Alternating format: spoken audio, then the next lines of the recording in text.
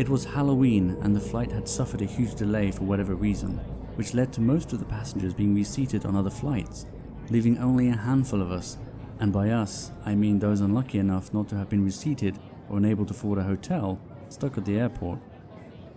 Despite the long wait, I actually preferred sharing the cabin with fewer passengers, which is something usually one could only accomplish in first class. I enjoyed the luxury of being able to choose my seat once I boarded the flight. While most of the passengers had decided to sit at the far back section of the plane, I chose a quiet corner seat in the front section where there were just a few other passengers that appeared to know each other, judging by how close they were seated together. The flight was originally intended to take place during the day, but the delay had resulted in an overnight flight. Not a big deal, but I did miss seeing the awesome view from outside the window, which eventually led me to focus my attention to the interior of the cabin. Despite the fact that most planes often appear larger on the inside, the enclosed space always made me feel a little uncomfortable and usually resulted in a persistent need for a distraction such as reading a book or listening to music. I was about to pull out my phone when I was suddenly approached by the flight attendant asking me if I wouldn't mind sitting with the other passengers. Albeit confused, I agreed to the unusual request since I was travelling fairly light and I figured there must have been a good reason for it, although I did regret asking why when I had the chance. Shortly after changing seats and settling in, the entire cabin plunged into an eerie silence. I probably wouldn't have thought that much of it had it not been for the conversations between the other passengers that had quickly faded into frightened whispers of shock and disbelief. Have you ever felt that strange sensation of the atmosphere around you instantly becoming heavy with sorrow and the thought of never being cheerful again? That's exactly what it felt like, and even more so as I looked to see what everyone was getting so upset about.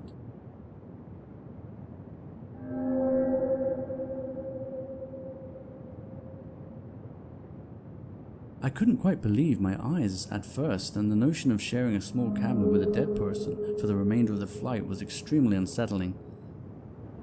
I knew that the flight staff were probably just following procedure, but I could still feel my stomach churning in the face of this morbid turn of events.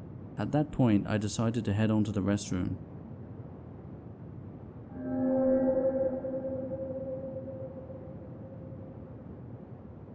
I eventually ended up just taking a breather and telling myself to get a grip.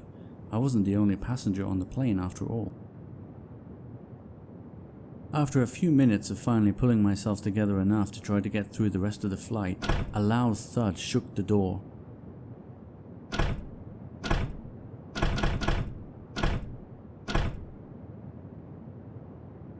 Suddenly, the banging stopped and all I could hear was my elevated breathing. Strangely, I felt less safe alone locked inside the restroom than I did outside with the rest of the passengers, so I waited just a few minutes before cautiously opening the door. I couldn't see any sign of danger as I peered through the gap in the door and prepared to vacate the restroom. Just as I was about to discreetly return to my seat, the same flight attendant from before appeared out of nowhere, almost hitting me with the service trolley. It looked like she had just finished serving fresh beverages to some of the passengers, and I remember thinking how strange it was that she appeared oblivious to the loud banging on the restroom door that had occurred just moments prior. She remained completely speechless, and there was something off about the way she looked at me. You know that weird stare you give someone when you suspect they're onto you for whatever reason? I eventually broke eye contact and she continued down the aisle to serve drinks to the rest of the passengers. I quickly returned to my seat, having almost completely forgotten about the corpse that had been seated in the corner behind me. I still can't believe I managed to walk right past it without even noticing. I guess I was still a little distracted by the fact that none of the other passengers appeared to have heard the loud banging on the door either. Perhaps it wasn't as loud as I remember, or maybe it was just a prank. It was Halloween after all. At least I had a spooky Halloween tale to share with my young nephews back at home, even if it meant not being able to share the entire truth of what really happened on board that flight. At least until now.